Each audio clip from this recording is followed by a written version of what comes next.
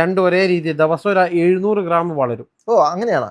എങ്ങനെ? ദിവസം 700 ഗ്രാം. സത്യത്തിൽ 30 ലിറ്റർ 40 ലിറ്റർ കിട്ടുന്ന പശുക്കളുടെ തുടക്കം എന്ന് പറയുന്നത് ഒരു പശുക്കുട്ടിയായിട്ട് ജനിക്കുക എന്നതാണ്. പിന്നീടാണ് അത് കറവപ്പശുവായിട്ട് പിന്നീട് മറ്റൊരു പശുക്കുട്ടിക്ക് ജന്മം കൊടുക്കുന്നത്. ഇത് ശരിക്കും ഒരു സൈക്കിളാണ്. ഇതിങ്ങനെ സൈക്കിളായിട്ട് പോയിക്കൊണ്ടിരിക്കും. ഇന്ന് നമ്മൾ കാണാൻ പോകുന്നത് കേരളത്തിൽ തന്നെ അറിയപ്പെടുന്ന ഒരു ക്ഷീരകർഷകൻ ഡാനിഷ് എന്ന് പറഞ്ഞ ആളുണ്ട്. നമസ്കാരം. നമസ്കാരം. ഇവിടെ കാണുന്ന എല്ലാം നല്ല വലിയ HF ഹൈബ്രിഡ് പശുക്കൾ മാത്രമേ ഉള്ളൂ. പക്ഷെ ഇവരൊന്നും ഒറ്റയടിക്ക് ഇങ്ങനെ ആയതല്ല. അതെ, ഇതിനൊരു സൈക്കിൾ ഉണ്ടാവും. ഞാൻ പറയാണ്, ഇനി ഒരു ഡയറി ഫാം സ്റ്റാർട്ട് ചെയ്യുന്ന ആളുകളോട്, ഇപ്പോൾ ഒരു പശു ഇല്ലാത്ത ആളാണെങ്കിൽ അവരൊരു 10 പശുവിനെ വാങ്ങി സ്റ്റാർട്ട് ചെയ്യാം. ഒരു ഡയറി ഫാർമർ എന്ന് പറഞ്ഞു കഴിഞ്ഞാൽ 0th ഡേയിലുള്ള കുട്ടീനെ വളർത്തി പശുവാക്കി അത് പ്രസവിക്കുമ്പോഴാണ് ഒരു ഡയറി ഫാർമർ ആവുന്നത്. 0th ഡേ എന്ന് പറഞ്ഞാൽ ഒരു പശു പ്രസവിച്ച് നല്ല സെമൺ കുത്തിവെച്ച് ഒരു പശു പ്രസവിച്ച് ആ കുട്ടീനെ നമ്മൾ കറക്റ്റ് 0th ഡേ മുതൽ അതിനെ നമ്മൾ പാല് കൊടുക്കണം. അതിനൊരു പ്രോട്ടോകോൾ ഉണ്ട്. ആ 0th ഡേ മുതൽ നമ്മൾ കൃത്യമായ പ്രോട്ടോകോൾ പ്രകാരം അതിന് പാല് കൊടുക്കണം. 7th ഡേ ഡീവേമർ കൊടുക്കണം. 10th ഡേ ഡീവേമർ ഉണ്ട്. അങ്ങനെ ഡീവേമർ പ്രോട്ടോകോൾ വേറെ തന്നെ ഉണ്ട്. കൃത്യമായ ഡീവേമിങ് പ്രോട്ടോകോൾ, കൃത്യമായ മിൽക്കിങ്, ആ സമയത്തുള്ള കാഫ് സ്റ്റാർട്ടർ. അത് കഴിഞ്ഞാൽ ഒരു 0 to 3 months വരെ കാഫ് സ്റ്റാർട്ടർ പീരീഡ് ആണ്. ആ 3 months കഴിഞ്ഞാൽ പിന്നെ ഗ്രോവർ പീരീഡ് ആണ്. 4 to 7 months ആണ് ഗ്രോവർ പീരീഡ്. അത് കഴിഞ്ഞാൽ പിന്നെ ഹെയ്ഫർ പീരീഡ് ആണ്. 7 to till കാൽവിങ് വരെ അത് ഹെയ്ഫർ പീരീഡ് ആണ്. ഈ ഹെയ്ഫർ പീരീഡ് കഴിഞ്ഞാൽ പിന്നെ നമുക്ക് അതിൽ രണ്ട് ബ്രാഞ്ചസ് വേറെ വരുന്നുണ്ട്. ഒന്ന് ട്രാൻസ് ഡ്രൈ പീരീഡും ഒന്ന് ട്രാൻസ് ക്ലോസപ്പും. അപ്പോൾ ഈ രീതിയിൽ നമ്മൾ കുട്ടീനെ വളർത്തിയെടുത്താൽ, ഇപ്പം ഞാൻ പറയാം, സെമെക്സ്, അതുപോലെ തന്നെ KLD ബോർഡിൻ്റെ സെക്സോട്ടഡ് സെമൺ ഉണ്ട്, അമേരിക്കൻ പിന്നെ വിദേശ കമ്പനീൻ്റെ ABS ഉണ്ട്. ഇതൊക്കെ നമ്മൾ ഉപയോഗിച്ച് കഴിഞ്ഞാൽ 50 ലിറ്റർ പ്ലസ് മിൽക്ക് കിട്ടുന്ന പശുക്കുട്ടികളാണ് നമുക്ക് ഫസ്റ്റ് കാൽവിങ്ങിൽ കിട്ടുന്നത്. 40-50+ ലിറ്റർ മിൽക്ക് കിട്ടുന്ന പശുക്കുട്ടികളാണുള്ളത്. ഇങ്ങനെയുള്ള പശുക്കുട്ടികൾ ഉൽപ്പാദിപ്പിച്ചെടുത്താൽ മാത്രമേ നമുക്കിനി ഇത് സക്സസ്ഫുൾ ആവുള്ളൂ. പുറത്തുനിന്ന് പശുക്കളെ കൊണ്ടുവന്ന് കഴിഞ്ഞാലൊക്കെ ഒരു പരിധി വരെ പറ്റുള്ളൂ. അത് നമുക്ക് എത്രത്തോളം വയബിൾ. അപ്പം നിങ്ങൾ കാണുന്നില്ല ഈ ഇൻഫെർട്ടിലിറ്റി പ്രോബ്ലംസ് ഒക്കെ കൃത്യമായ രീതിയിൽ അതിന് മിനറൽസും വൈറ്റമിൻസും കിട്ടാത്തത് കൊണ്ടാണ് ആ ഡെഫിഷ്യൻസി വരുന്നത്. ഇപ്പൊ നമ്മൾ കേട്ടത് ഒരു 3-4 സെന്റൻസിൽ ഒരു പശുക്കുട്ടി എങ്ങനെ തുടങ്ങി അടുത്തൊരു പശുക്കുട്ടിയിലോട്ട് എത്തുന്ന ഒരു കാര്യം വരെയാണ്. പക്ഷെ നമ്മൾ ഇനി കാണാൻ പോവാണ് ഒരു പശുക്കുട്ടി ജനിച്ച് ആദ്യം ചെയ്യുന്ന കാര്യം. അത് ഇവിടെ ഒരു പ്രത്യേക കൂടെ നമുക്കത് കണ്ടാലോ? പശുക്കുട്ടി ജനിച്ച ഉടനെ എന്താ നമ്മൾ ചെയ്യുക? പശുക്കുട്ടി ജനിച്ചു കഴിഞ്ഞാൽ നമ്മൾ ഫസ്റ്റ് തന്നെ അതിനെ കുളിപ്പിക്കണം. ഇതൊന്ന് നമ്മൾ പുതിയതായിട്ടുള്ള ഒരാൾ കേൾക്കുമ്പോൾ അതിന് ഒരുപാട് കമന്റുകളും നെഗറ്റീവ് സൈഡുകളൊക്കെ പറയും. പക്ഷെ അത് കേൾക്കുന്ന ആളുകൾക്ക് അതിനുള്ള നോളജ് ഇല്ലാത്തതുകൊണ്ടാണ്. ഒരു പശുക്കുട്ടി പ്രസവിച്ച് കഴിഞ്ഞാൽ അപ്പം തന്നെ പശുക്കുട്ടീനെ നമ്മളൊരു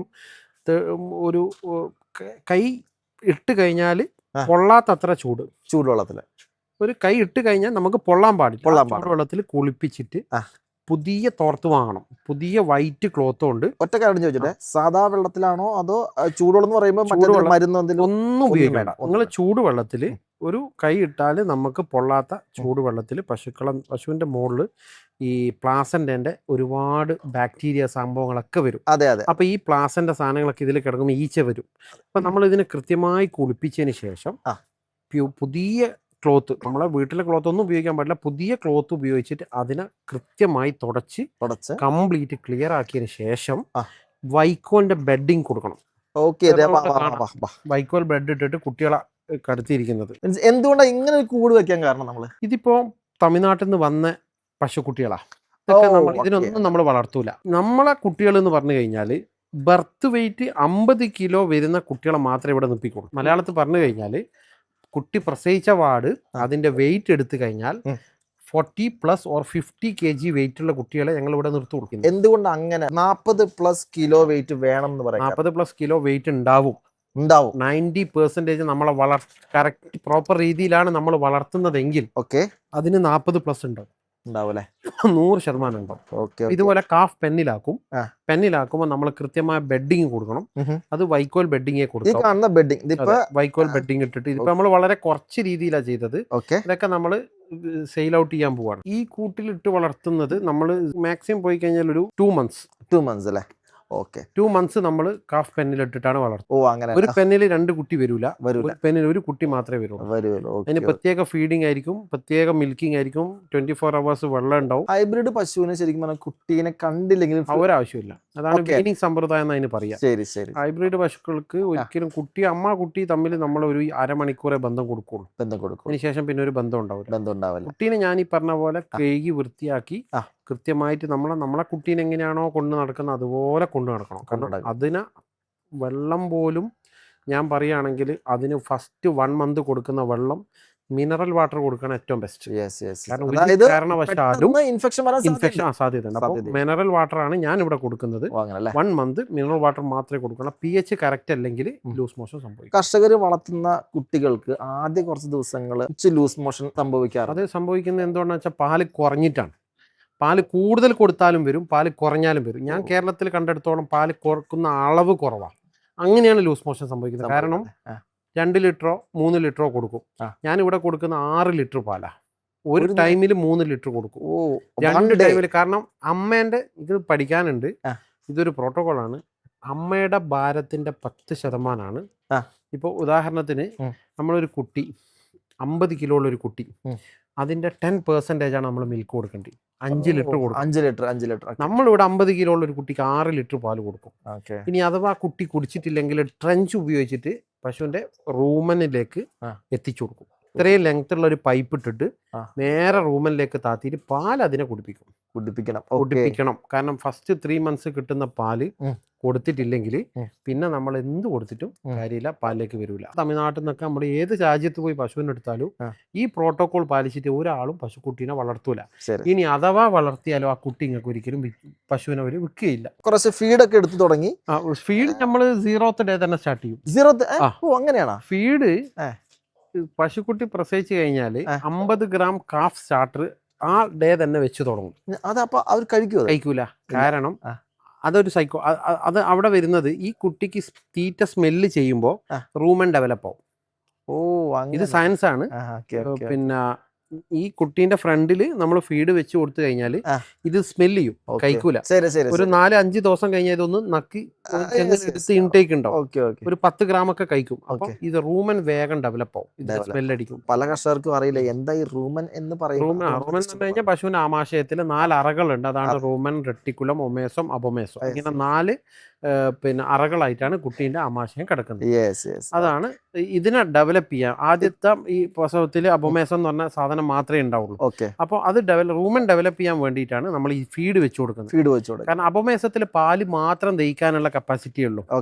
റൂമൻ ഡെവലപ്പ് ആയാൽ മാത്രമേ നമുക്ക് ഫീഡ് കൊടുക്കാൻ പറ്റുള്ളൂ. ഒരു 20 ദിവസം ആകുമ്പോഴത്തേക്ക് ഇവിടുത്തെ പശുക്കുട്ടികളൊക്കെ റൂമൻ ഡെവലപ്പായി അതായത് അയവെട്ടാനുള്ള ആ സംവിധാനം കൂടി റെഡി ആവുമെന്നാണ്. അതിനാണ് നമ്മൾ വൈക്കോൽ ഒരിക്കലും 6 മാസം വരെ സൈലേജ് കൊടുക്കാൻ പാടില്ല. വൈക്കോലും അത് കാഫ് സ്റ്റാർട്ടർ മാത്രമേ കൊടുക്കുള്ളൂ. ശരി, അപ്പൊ നമുക്ക് ഈ പറഞ്ഞ 6 മാസം കഴിഞ്ഞിട്ടുള്ള കുട്ടികളെ ആദ്യം ഒന്ന് കാണാം. അപ്പൊ നമ്മളിപ്പോ കാണാൻ പോകുന്നത് 6 മാസം പ്രായമുള്ള കുട്ടികൾ, അത് ഇവിടെ ഉണ്ടായ കുട്ടികളാട്ടോ. അവരുടെ ഹെൽത്തും പിന്നെ അവർക്ക് വേണ്ടി ചെയ്യുന്ന കാര്യങ്ങളാണ്. അപ്പൊ ഇവിടെ ഇപ്പൊ ഉണ്ടായതിൽ കാളയാണെന്ന് തോന്നുന്നു അല്ലേ? ഇത് രണ്ടും നമ്മൾ മെയിലാണ്. ഫീമെയിലുള്ള പശുക്കുട്ടികളെ നമുക്ക് കിട്ടിയ ഫീമെയിൽസ് കംപ്ലീറ്റ് പുതിയൊരു പ്രൊജക്ട് വരുന്നുണ്ട്. അതിലേക്ക് നമ്മൾ മാറ്റിയതാണ്. ഇതിന്റെ തൊട്ട മുകളിലേക്കാണ് ഷെഡ്. അപ്പോൾ നമ്മളെ കുട്ടികളൊക്കെ ഇപ്പൊ എയ്ഫർ പീരീഡിലായി. കുറച്ച് എയ്ഫേഴ്സിനെ ഞങ്ങൾക്ക് കാണിച്ചു തരാം. ഇവിടെ ഇതില് നമുക്കുണ്ട് 6 മാസമായിട്ടുള്ള കുട്ടിയാണ്. ഈ 180 കിലോ ബോഡി വെയിറ്റ് ആണ് ഇതിന്റെ വെയിറ്റ്. ഇത് 180 കിലോ ABS-ലുള്ള ബുള്ളാണ് ഇത്. ഇത് ABS ആണ്. ഇത് അറ്റ്ലസ് 40-116 NDDP, മറ്റേത് ABS. അതിലുണ്ടായ 2 ഫീമെയിലാണ്. രണ്ടും same age, same body weight ആണ്. രണ്ടും ഒരേ രീതി. ദിവസം ഒരു 700 gram വളരും. അങ്ങനെയാണ്. ദിവസം 700 gram കാൽക്കുലേറ്റ് നമ്മൾ ഇവിടെ ഒരു മെഷീൻ വെച്ചിട്ടുണ്ട്. പശുക്കളെയും ഞങ്ങൾ വെയിറ്റ് എടുക്കും, കുട്ടികളെയും വെയിറ്റ് എടുക്കും. ജനിച്ച അന്ന് മുതലേ നമ്മൾ വെയിറ്റ് മെഷർമെന്റ് ചെയ്യും. നമ്മളൊരു സോഫ്റ്റ്വെയർ ഉണ്ട്, ആ സോഫ്റ്റ്വെയറിൽ എൻട്രി ചെയ്യും. അങ്ങനെ അതീ കാണുന്ന മെഷീൻ അല്ലേ? ശരിക്കും പശു വളർത്തുമ്പോ ഇതൊക്കെ കൃത്യമായിട്ട് അറിഞ്ഞിരിക്കണോട്ടോ. നമ്മള് പശു വളർത്താന്ന് പറഞ്ഞാൽ പശുവിന് തീറ്റ കൊടുക്കുക, പാല് കറക്കാന്ന് മാത്രമല്ല അല്ലേ? അതെ. അപ്പൊ എന്തായാലും 700 gram വളർന്നില്ല എന്നുണ്ടെങ്കിൽ അതിന്റെ അർത്ഥം എന്തായിരിക്കും? ഫീഡിങ് പ്രോപ്പർ അല്ല എന്നാണ് അർത്ഥം. ശരി. 600 മുതൽ 900 ഗ്രാം വരെ വളരും. ഓക്കെ, അതായത് ബ്രീഡിങ് ഫീഡിങ് ഇത് രണ്ടും കറക്റ്റ് ആണെങ്കിൽ പിന്നെ ഫാം നിങ്ങൾ വേറെ ഒന്നും നോക്കണ്ട. ശരിക്കും ഈ ബ്രീഡിംഗ് എന്ന് പറയുമ്പോൾ നമുക്ക് ഇന്ന ബ്രീഡ് അല്ലെങ്കിൽ HF തന്നെ വേണം അല്ലെങ്കിൽ ജേഴ്സി തന്നെ വേണം, അങ്ങനെ ഉണ്ടോ ശരിക്കും? നമ്മൾക്ക് സെലക്ട് ചെയ്യാം, നമുക്ക് ബ്രീഡ് ചെയ്ത് വേണം. ഇപ്പൊ HF ഇഷ്ടപ്പെടുന്നവർക്ക് HF, ഏറ്റവും കൂടുതൽ പാല് കിട്ടുന്ന ഒരു ബ്രീഡാണ് HF. ജേഴ്സിയിൽ പാല് കുറയും, പക്ഷെ മിൽക്കിന്റെ ക്വാളിറ്റി കൂടും. അല്ലെ, ഞാൻ ചോദിച്ചോട്ടെ, ഇതിപ്പോ നമുക്ക് വിദേശ രാജ്യങ്ങളിലൊക്കെ ആണെന്നുണ്ടെങ്കിൽ 20 ലിറ്റർ മേളിൽ, 20 അല്ല, ഒരു 30 ലിറ്റർ 40 ലിറ്റർ ഉള്ള ജേഴ്സികളൊക്കെ ഉണ്ട്. പ്യുവർ ജേഴ്സിക്ക് 40+ വരും. 40+. HFന് 100+ വരുന്നുണ്ടല്ലോ. അത് നമ്മളാരും കണ്ടിട്ടില്ലല്ലോ. ഞാനൊക്കെ അല്ലൈൻ ഫാമിലൊക്കെ പോയ സമയത്ത് അവിടെയൊക്കെ 100+ മിൽക്കുള്ള പശുക്കളെ കണ്ടിട്ടുണ്ട്. അവരവിടെ ഫീഡ് ചെയ്യുന്ന ആൽഫയാണ്. നമ്മളിവിടെ സൈലേജ് ഫീഡ് ചെയ്യും, അവരവിടെ ആൽഫയാണ് ഫീഡ് ചെയ്യുന്നത്. ശരി. അപ്പം അവിടെ മരുഭൂമിയിലെ പറ്റി ചെയ്യുന്നതും നിങ്ങൾ ആലോചിച്ച് നോക്ക്, അത്രയും ചൂടത്തും അത് വളരുന്നുണ്ടെങ്കിൽ ഹ്യൂമിഡിറ്റിയാണ് പശുക്കളെ ശ്രദ്ധിക്കേണ്ട കാര്യം. കേരളത്തിൽ ഹ്യൂമിഡിറ്റി കൂടുതലാണ്. നമുക്ക് 84 ആണ് കേരളത്തിൽ. ഡയറി ഫാമിലെ ലാഭം നമ്മൾ തുടങ്ങുമ്പോൾ തന്നെ കിട്ടൂല. ഞാൻ തന്നെ പറഞ്ഞില്ലേ, 20 വർഷമായിട്ട് ഫാം തുടങ്ങിയിട്ട് ഞാൻ നല്ലൊരു ഡയറി ഫാർമർ ആവാൻ ഞാൻ സമയം എടുത്തത് 13 വർഷമാണ്. 13 വർഷം എടുത്തേക്ക് ഞാൻ ഒരു നല്ല ഡയറി ഫാർമർ ആവാൻ എനിക്ക് ബോധ്യപ്പെട്ടത്. അതുവരെ യൂട്രസ് എന്താന്നും പിന്നെ ആമാശയം എന്താന്ന് അറിയാത്ത ആളായിരുന്നു ഞാനും. ഇപ്പോഴാണ് ഇതിനെക്കുറിച്ച് പഠിച്ചതും ഇതിന്റെ എല്ലാ PhD ഇപ്പം ഞാൻ എടുത്തു. അതുകൊണ്ടാണ് ഞാൻ നിങ്ങളോട് പറയുന്നത്, ഒരു ഡയറി ഫാർമറോട് തുടങ്ങാന്നുള്ള ഒരാളോടും പറയാം, നമ്മൾ കുട്ടീനെ വളർത്തുക, കുട്ടിയിൽ നിന്ന് പശുവാക്കുക, അതാണ് ഏറ്റവും പ്രോഫിറ്റ്. ഇപ്പൊ നമ്മൾ അടുത്ത ഷെഡ് വന്നേക്കാണ് ഇവിടെ ആദ്യത്തെ കറവ അല്ലെ? അതെ, ഇത് ABS അല്ല, HF KLD ബോർഡിൽ നിന്ന് സെമൺ യൂസ് ചെയ്തുണ്ടാക്കിയ കുട്ടികളാണ്. നമുക്ക് HF ഞാൻ കാണിച്ചു തരാം. ഇത് മുതൽ എൻഡ് വരെയുള്ള 1 വയസ്സായ കുട്ടികളാണ്. ഇതിനൊക്കെ നിങ്ങൾ നോക്കിക്കോ, 40+ ലിറ്റർ പാലാണ് ഇതിനൊക്കെ ഉണ്ടായത്. ഇതാണ് എന്റെ പ്രതീക്ഷ. ഇതിനൊക്കെ മദർ സ്റ്റോക്ക് ഏതാണ്? ഇതിന്റെ മദർ, ഇതിന്റെ അച്ഛൻ ആര്, ഇതിന്റെ അമ്മ ആരാന്നുള്ള കംപ്ലീറ്റ് ലിസ്റ്റ് പിന്നെ ABS ഉള്ള കുട്ടികൾ. ശരിക്കും നമ്മൾ ഒരു കുട്ടിയെ വളർത്തിയെടുക്കുമ്പോൾ ഇതിന് ശരിക്കും മദറിന് എത്ര ലിറ്റർ പാല് കിട്ടുമോ, അപ്പൊ അതിനും കൂടുതൽ പാല് കിട്ടാനുള്ള സാധ്യത കൂടുതലാണ്. ഒരു സൈക്കോളജി എന്താണെന്ന്, എക്സ് ഓർ വൈ, ഒന്നെങ്കിൽ അച്ഛന്റെ സ്വഭാവം കാണിക്കാം, അല്ലെ അമ്മേന്റെ സ്വഭാവം കാണിക്കാം, അല്ലെ അച്ഛന്റെ അമ്മേന്റെ സ്വഭാവം കാണിക്കാം. അപ്പൊ അങ്ങനെ വരുമ്പോ നമുക്ക് ഇതിന്റെ ഒരു ആവറേജ് എടുത്തിട്ടാണ്. ഇപ്പൊ അമ്മക്ക് ഒരു 50 ലിറ്റർ കിട്ടുകയാണെങ്കിൽ ഇതിനൊരു ഫസ്റ്റ് ലാക്ടേഷനിൽ ഒരു 30 ലിറ്റർ ഒക്കെ കിട്ടുള്ളൂ. അതിനനുസരിച്ചിട്ട് ആ ഒരു പ്രപ്പോർഷൻ ഇങ്ങനെ കൂടി വരും, ചിലത് കുറഞ്ഞു വരും. ഇതൊക്കെ ഒരു 40+ ലിറ്റർ കിട്ടും, യാതൊരു സംശയമില്ലാത്ത കാര്യം. കാരണം ഇതിന്റെ അമ്മന്റെ പാല് എന്ന് പറയുന്നത് ഒരു 30, 35, 40 ലിറ്റർ ഒക്കെ പാലുള്ള പശുക്കളുണ്ട്. 60 ലിറ്റർ ഉണ്ടായിരുന്നു. കാരണം ഈ കുട്ടീനെ ഇത് നമ്മൾ ഇവിടെ പോറ്റി വളർത്തി ഉണ്ടാക്കിയല്ല. ഇതില് നമുക്ക് പഞ്ചാബിൽ നിന്ന് ഈ കുട്ടികളെ നമ്മൾ ഇങ്ങോട്ടേക്ക് കൊണ്ടുവന്നാ ട്രെയിനില്. കാരണം നമ്മൾ ഒരുപാട് കഷ്ടപ്പെട്ടു. കാരണം എന്താ വെച്ചാൽ നമുക്കൊരു 6th ജനറേഷൻ കുട്ടികളെ കിട്ടാൻ വേണ്ടിയിട്ട്, പക്ഷെ കിട്ടിയിട്ടില്ല. 3rd ജനറേഷൻ കുട്ടികളെ. ഇതിലൊക്കെ അതിന്റെ അമ്മ ഒരു 60, 65 ലിറ്റർ പാല് കിട്ടുന്ന പശുവിന്റെ കുട്ടികളാണ്. അതായത് ഇപ്പൊ നമുക്ക് നല്ലൊരു മദർ സ്റ്റോക്ക് കുറച്ചുകൂടി ബെറ്റർ ഒരു മദർ സ്റ്റോക്ക് കിട്ടിക്കഴിഞ്ഞു. ഇപ്പൊ ഇവിടെയുള്ള പശുക്കളിലൊക്കെ പ്രഗ്നന്റ് ഒക്കെ ഇവിടെ ചെയ്ത സാധനങ്ങളാണ്. 1 വയസ്സ് 3 മാസത്തിൽ നമ്മൾ എല്ലാത്തിനും ഇൻസുമിനേറ്റ് ചെയ്തു. അടിപൊളി. 1 വയസ്സ് 3 മാസം 1 വയസ്സ് 4 മാസം ആകുമ്പോഴത്തേക്ക് പ്യൂബർട്ടി എത്തും. ആണല്ലേ? അത് മെച്ചൂർഡ് ആവും. അല്ല, ഇത്ര ഹെവി സൈസ് ആവണമെന്നുണ്ടെങ്കിൽ നമ്മുടെ ഫീഡിംഗ് കൂടി നല്ല ബെറ്റർ ഫീഡിംഗ്. ഞാൻ പറഞ്ഞില്ല, ഇതിനിപ്പോ ഹെയ്ഫർ ഫീഡാണ് കൊടുത്തോണ്ടിരിക്കുന്നത്. ഓരോ സ്റ്റേജിൽ നമ്മൾ അതിന്റെ ഫീഡ് മാറ്റും. അല്ല, ഞാനൊരു കാര്യം ചോദിച്ചോട്ടെ, ഇപ്പൊ ചില ഫാമുകൾ കാണാൻ ഒറ്റ ഫീഡ് എല്ലാം കുടിക്കാം. ഒരിക്കലും കൊടുക്കാൻ പാടില്ല. കാരണം ഓരോന്നിനും വ്യത്യസ്ത ഫീഡിംഗ് ആവുന്നുണ്ട്. അല്ല, നമ്മളിങ്ങനെ ഡിഫറെന്റ് ആയിട്ടുള്ള ഫീഡ് കൊടുക്കുമ്പോൾ കോസ്റ്റ് എഫക്റ്റീവ് ആയിരിക്കും. അതിന് ഡിഫറെന്റ് ആയിട്ടുള്ള ഫീഡ് കൊടുക്കുമ്പോഴാണ് നമുക്ക് ലാഭം കിട്ടുക. കാരണം മിൽക്കിംഗ് ഫീഡ് ഒരിക്കലും ഹെയ്ഫറിൽ കൊടുക്കണ്ട. ഹെയ്ഫറിൽ കൊടുക്കേണ്ട ഫീഡ് ഒരിക്കലും ഡ്രൈയിൽ കൊടുക്കണ്ട. അപ്പൊ ഇതിനൊക്കെ വ്യത്യസ്ത ഫീഡുകൾ വേണം. എന്നാൽ മാത്രമേ അതിന്റെ പ്രൊഡക്ഷനും കൂടുതൽ കിട്ടുള്ളൂ, ലാഭവും കൂടുതൽ കിട്ടും. ഈ കാണുന്ന കുട്ടികളെ കാണുമ്പോൾ പലരും ചോദിക്കും, വിൽക്കുന്നില്ല. അപ്പൊ ഇത് ശരിക്കും ഒരു കർഷകന് ഉണ്ടാക്കിയെടുക്കാവുന്ന ഒരു സ്വന്തം ഒരു മുതലാണ് അല്ലെ? ശരിക്കും ഉണ്ടാക്കിയെടുക്കണം നമ്മള്. ഉണ്ടാക്കിയെടുക്കണം. ശരിക്കും ഉണ്ടാക്കിയെടുക്കാൻ നമ്മൾ ഒരു 2 വർഷത്തിന് കഷ്ടപ്പാട്. 2-3 വർഷം നമ്മൾ കഷ്ടപ്പെട്ടാൽ നമ്മളെ ഫാമിലുള്ള വെറ്റ് ആവറേജ് എന്ന് പറയുന്നത് എപ്പോഴും 20+ ആണ്. 20 ലിറ്റർ കിട്ടണം, എന്നാലാണ് ഫാം നല്ല അപ്പൊ പാലില്ലാത്ത പശുവിന് 20 ലിറ്ററാണ് നമ്മളെ കണക്കിൽ വരിക. ഒറ്റ ഇതിൽ പറയുകയാണെങ്കിൽ ഒരു 30 ലിറ്റർ പാലുള്ള പശുവിന്റെ പാൽ ഇന്ന് സൊസൈറ്റി കൊടുത്താൽ തന്നെ 30 ലിറ്റർ പാലിന്റെ ഒരു ആവറേജ് ഇട്ടൊക്കെ ഒരു 1500 പാലായില്ലേ. അതെ അതെ അതെ, ശരിയാണ്. ഒരു 500 രൂപ 600 രൂപ ചെലവ് വരുള്ളൂ. ശരി. വെച്ച് 900 രൂപ പ്രോഫിറ്റ് ആയില്ല. ശരി. ഈ 900 നമ്മൾ ഡിവൈഡഡ് ബൈ 305 ഡിവൈഡ് ചെയ്ത് കഴിഞ്ഞാൽ ഒരു ദിവസം ഒരു പശുവിനെ നമുക്ക് ഒരു 500 to 600 റുപ്പീസ് നമുക്ക് പ്രോഫിറ്റിലേക്ക് എത്തിക്കാം.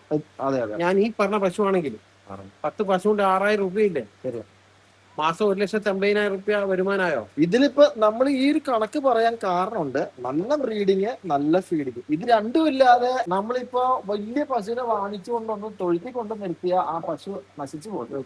അതെ, കാരണം ലാഭം ഉണ്ടാവില്ല. ഈ 8 ലിറ്ററും 10 ലിറ്ററും പാലിന്റെ പശുവിനെ പ്രൊഡക്ഷൻ ചെയ്യാനുള്ള കോസ്റ്റേ കിട്ടുള്ളൂ. ഇപ്പൊ ഒരു ഉദാഹരണം പറഞ്ഞാൽ ഇവിടുത്തെ കേരളത്തിലെ ഗവൺമെന്റ് കഴിഞ്ഞ 10 വർഷമായിട്ട് നടത്തി വന്നൊരു സംഭവമാണ് MSDP എന്ന് പറയുന്നത് സ്കീം. MSDP സ്കീം വരുമ്പോൾ ഗവൺമെന്റ് പറഞ്ഞത് പശുക്കളെ കൂട്ടുക എന്നുള്ളതാണ്. ഈ കേരളത്തിലെ കഴിഞ്ഞ സെൻസസ് നോക്കിയപ്പോൾ നിങ്ങൾക്ക് എന്താ മനസ്സിലായത്? പശുക്കൾ കുറയുകയാണ് ചെയ്തത്. അപ്പോൾ MSDP ഇവിടെ പശുക്കളെ വാങ്ങാൻ പൈസ കൊടുത്തിട്ട് ഇവിടെ പശുക്കൾ കുറയുക ചെയ്തു. അതിന്റെ നെഗറ്റീവ് പഠിക്കണം. തമിഴ്നാട്ടിൽ നിന്ന് പശുക്കളെ കൊണ്ടുവന്ന് ഇവിടെ വളർത്തിയ കൊണ്ടോ അല്ലെങ്കിൽ ഇതാക്കിയത് കൊണ്ടോ ഒരു നല്ല ഡയറി ഫാർമർ ആവാൻ പറ്റും. അതുകൊണ്ട് തന്നെയാണ് ഇവിടെ പശുക്കളുടെ എണ്ണം കുറഞ്ഞു. മറിച്ച് ആ MSDP എന്ന് പറയുന്ന സംഭവം ക്യാൻസൽ ചെയ്തിട്ട് കുട്ടികളെ വളർത്താൻ വേണ്ടി ഒരു സ്കീം ഇംപ്ലിമെന്റ് ചെയ്തിട്ടുണ്ടെങ്കിൽ അടുത്ത 5 വർഷമാകുമ്പോഴത്തേക്ക് കേരളം നമ്പർ 1 ആയി നോക്കും.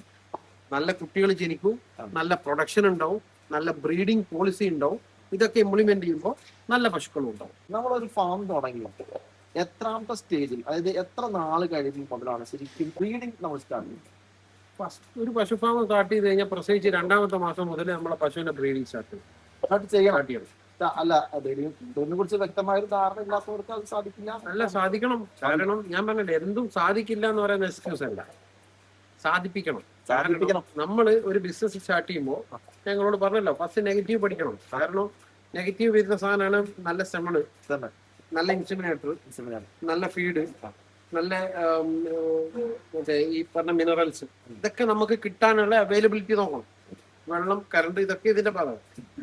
നല്ല കുട്ടികളെ നമ്മൾ വളർത്തിയെടുക്കാൻ നമുക്ക് നല്ല ബ്രീഡിംഗ് പോളിസി നമ്മൾ കൊണ്ടുവരാൻ നല്ല സെമണ് നമുക്ക് അവൈലബിൾ ആവും. ആ പശു പ്രസവിച്ച 2 മാസം മതി പശുവിന്റെ ഗർഭപാത്രം ആദ്യത്തെ രീതിയിലെത്താൻ. ഓക്കെ, 2ാമത്തെ മാസത്തിൽ നമുക്ക് പശുവിനെ ഇൻസിമിനേറ്റ് ചെയ്യണം. വർഷത്തിൽ ഒരു ഡെലിവറി നടക്കും. 305 ദിവസം കറക്കണം. 305 ദിവസം കറക്കണം. വർഷത്തിൽ ഒരു ഡെലിവറി. ഞാൻ ഈ പറഞ്ഞ രീതിയിലാണെങ്കിൽ ഒരു പശുവിന്റെ മുകളിൽ 500 to 600 റുപ്പീസ് പ്രോഫിറ്റ് വരും. ഈ വല്ല സംശയമുള്ള ആളുകളാണെങ്കിൽ ഒരു പ്രാവശ്യം എന്റെ ട്രെയിനിങ് അറ്റൻഡ്. ഇപ്പൊ നമ്മൾ വീഡിയോ കാണുമ്പോൾ ചിലപ്പോൾ ഒരു 10-20 മിനിറ്റത്തെ വീഡിയോ ഉണ്ടാവുള്ളൂ. ഇതിനെ കുറിച്ച് വലിയ ധാരണ ഉണ്ടാവില്ല. കൃത്യമായ ധാരണ വേണമെന്നുണ്ടെങ്കിൽ എനിക്ക് 3 ദിവസത്തെ ട്രെയിനിങ് ഉണ്ടോ? 3 ദിവസത്തെ ട്രെയിനിങ് ഉണ്ട്. 1 ഡേ ട്രെയിനിങ് ഉണ്ട്. 1 ഡേ ട്രെയിനിങ് എടുത്താൽ തന്നെ എന്താണ് പശുക്കളെ എങ്ങനെ വളർത്തണം, എന്തൊക്കെ കാര്യങ്ങൾ ശ്രദ്ധിക്കണം, എന്തൊക്കെ പ്രോട്ടോകോളുകളാണുള്ളത് മനസ്സിലാവുന്ന രീതിയിൽ ഫാം മാനേജ്മെന്റ്. അതല്ല 3 ഡേയ്സ് ആണെങ്കിൽ 3 ഡേയ്സ് ആണെങ്കിൽ നമ്മൾ ഇവിടുന്ന് കംപ്ലീറ്റ് കാര്യങ്ങൾ പഠിപ്പിക്കും. 24 hours ആയിരിക്കും ട്രെയിനിങ്. അപ്പൊ എന്തായാലും ട്രെയിനിങ് എന്നെ കുറിച്ച് കൂടുതൽ അറിയണമെന്നുണ്ടെങ്കിൽ ഞാൻ കുട്ടിക്ക് നമ്പറിൽ വിളിച്ചാൽ മതി. ശരിക്കും അപ്പൊ ബ്രീഡിംഗ് മസ്റ്റ് ആണ്. ഇവിടെ ചെയ്തിരിക്കുന്ന രീതിയാണ് നമ്മൾ കണ്ടിരിക്കുന്നത്.